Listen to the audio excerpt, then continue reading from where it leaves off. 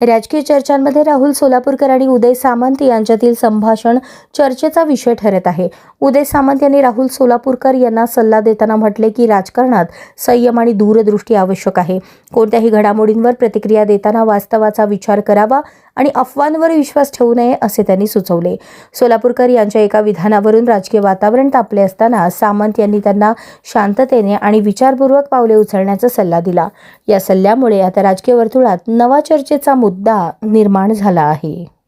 तर राहुल सोलापूरकरनी आता मला असं वाटतं की ऐतिहासिक बाबींवर बोलणंच टाळलं पाहिजे असं मला आता वाटतं. राहुल सोलापूरकर मी देखील त्यांना चांगलं ओळखतो. कलाकार म्हणून ते ज्येष्ठ आहेत, त्यांचा इतिहासावर अभ्यास आहे. परंतु त्यांची छत्रपती शिवाजी महाराजांच्या बाबतीतली आग्र्याची सुटका ती देखील मी मुलाखत बघितली. आणि आज जर ते भारतरत्न डॉक्टर बाबासाहेब आंबेडकरांबद्दल काहीतरी बोलले असतील तर माझी त्यांना विनंती आहे मित्र म्हणून की त्यांनी आता इतिहासावर बोलणं टाळावं. कारण इतिहासाचा वेगळा उपयोग बोलण्यातनं ते जर करत असतील तर ते चुकीचं आहे आणि त्याच्यामुळं कायदा आणि सुव्यवस्था बिघडू शकते.